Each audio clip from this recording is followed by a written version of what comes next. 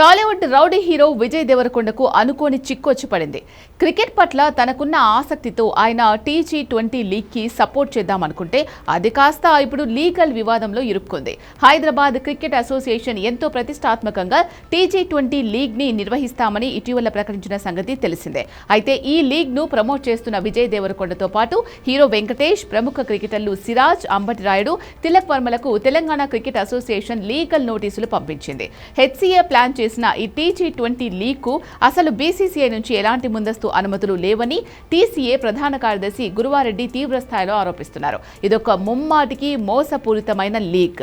దమ్ముంటే BCCI అనుమతికి సంబంధించిన పత్రాలు మీడియా ముందు చూపించండి అంటూ ఆయన HCAకు బహిరంగ సవాల్ విసిరారు. అంతేకాదు క్రీడలకు సంబంధించి తెలంగాణ అనే పదాన్ని వాడుకునే చట్టపరమైన హక్కు HCAకు లేదని, రాష్ట్ర వ్యాప్తంగా తెలంగాణ క్రికెట్ వ్యవహారాలను చూసుకునేది అధికారికంగా TCA మాత్రమేనని ఆయన తేల్చి చెప్పారు. రూల్స్ ప్రకారం ఇలాంటి క్రికెట్ లీగ్ నిర్వహించాలంటే కనీసం 45 రోజుల ముందే BCCI పర్మిషన్ తీసుకోవాలి. కానీ ఆ పర్మిషన్ లేకుండానే HCA కార్పొరేట్ కంపెనీలతో వ్యాపారం చేస్తూ అక్రమంగా డబ్బులు వసూలు చేస్తోందని TCA మండిపడుతోంది.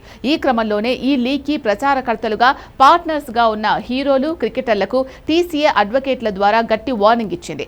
ఎలాంటి అధికారిక గుర్తింపు లేని ఈ అక్రమ లీగ్కు ప్రమోషన్స్ చేయడం, ఎండార్స్మెంట్స్ ఇవ్వడం చట్ట విరుద్ధమని స్పష్టం చేసింది. కన్స్యూమర్ ప్రొటెక్షన్ యాక్ట్ 2019 అలాగే టోట్ల నిబంధనల ప్రకారం ప్రజలను, క్రీడాభిమానులను తప్పుదోవ పట్టించేలా ఇలాంటి ప్రచారాలు చేస్తే కఠినమైన చట్టపరమైన చర్యలు తప్పవని ఆ నోటీసుల్లో హెచ్చరించింది.